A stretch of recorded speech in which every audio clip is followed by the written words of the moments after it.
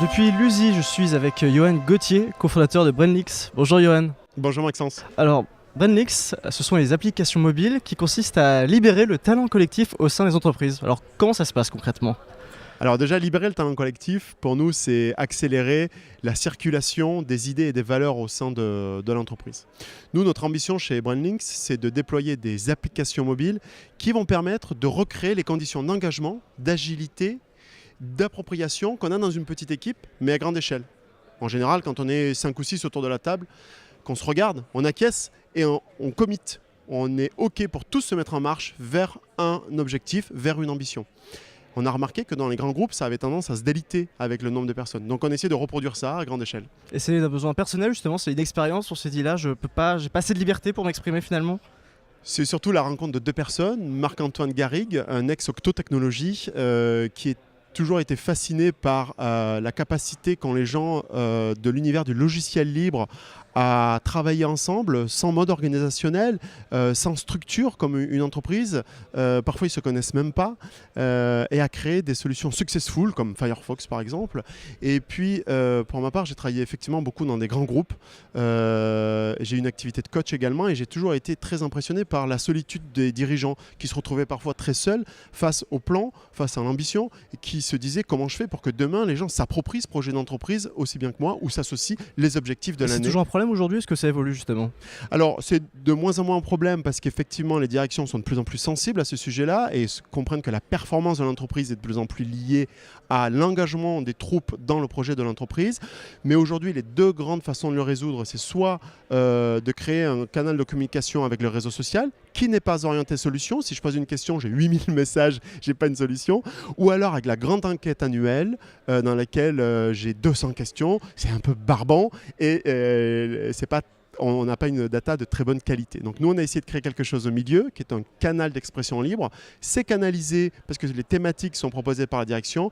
Expression libre parce que chacun va pouvoir créer une contribution et voter sur les contributions de ses pairs de façon anonyme et faire ressortir les poches de consensus très positifs, consensus mou ou consensus même négatif pour écrire l'histoire collective de l'entreprise. Et ce sont plus souvent justement des entreprises, des dirigeants qui viennent vous voir ou plus souvent des groupes de collaborateurs qui ont envie que ça change ? Non, c'est les dirigeants. C'est les dirigeants de l'entreprise parce que c'est un des facteurs clés de succès. Pour que Toguna fonctionne bien dans l'entreprise, il faut qu'il y ait un sponsorship fort de la direction qui dit « changeons tous ensemble, donnons-nous les moyens ensemble d'écrire notre nouvelle histoire collective ». Un de nos clients dit « notre futur désirable ». Et donc, je vais écouter. Le principe de l'écoute est quelque chose d'important parce que c'est par l'écoute et par le dialogue que se passe l'appropriation. Justement, vous avez évoqué Toguna, qui est l'une des applications. Absolument. En quoi elle se démarque des autres ? Alors, il y a beaucoup de R&D sur Toguna, beaucoup de R&D parce qu'on a essayé de craquer quelque chose de fort qui est comment rester anonyme tout en sécurisant un vote. Donc ça nous a demandé 2 ans de R&D.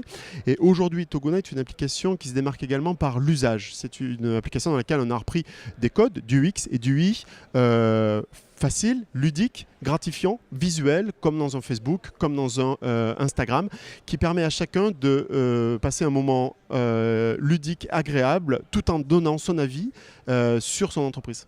Alors aujourd'hui, on le voit, il y a de très grands groupes dans la Silicon Valley, ça ne s'invente pas. Je pense notamment à Jeff Bezos qui est souvent critiqué pour ses méthodes de management, qui sont très sévères et qui ne sont pas à l'écoute des employés. Est-ce que vous estimez qu'on est plus dans cette logique-là ou est-ce qu'on est plus dans une logique d'ouverture, de compréhension de l'employé aujourd'hui ? Alors, il y a plein de tendances en ce moment qui se créent parce qu'on cherche, je crois que c'est quelque chose de global. On devrait retenir 3 tendances. L'innovation managériale, les nouvelles façons de travailler ou les new ways of working et le travail qui est fait autour de la culture managériale, la nouvelle posture managériale. C'est les 3 tendances qu'on observe beaucoup avec un petit peu de difficulté pour les entreprises et c'est là qu'on vient les accompagner à savoir quelle est la bonne, quelle est celle que je mets le plus en avant. Et en plus de vos solutions aujourd'hui, quels sont vos projets pour les mois, les années qui viennent ? Alors nous, notre objectif, c'est de libérer le talent collectif. Demain, c'est de le libérer de manière encore plus large au sein de l'entreprise, mais aussi au sein de la cité et de l'ensemble du territoire. Et aujourd'hui, vous êtes surtout présent en France ou vous visez surtout l'international ? On est présent en France et en Suisse pour l'instant et on se développe assez vite, effectivement, sur la plaque européenne. Et quel est votre marché? Quelle est la priorité aujourd'hui?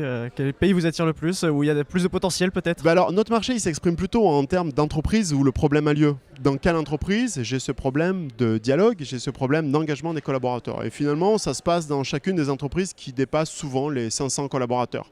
Donc je dirais qu'on ne vise pas tellement une plaque géographique, on ne vise pas tellement des business en particulier ou des industries en particulier, on vise l'ensemble des entreprises dans lesquelles le nombre de personnes fait que le problème se pose et encore une fois, où la direction a décidé d'y remédier et de faire en sorte que la performance des salariés soit directement liée au niveau d'appropriation. Et pouvez nous citer quelques exemples d'entreprises qui ont bénéficié de vos solutions? Oui, bien sûr. Notre premier client auquel on est attaché, c'est Pinky, qui, lorsqu'on les a rencontrés, avait un plan à 10 ans et qui s'est posé la question de dire comment je fais pour que mes 5000 collaborateurs dans 25 pays s'approprient ce plan et conduisent un changement tous ensemble.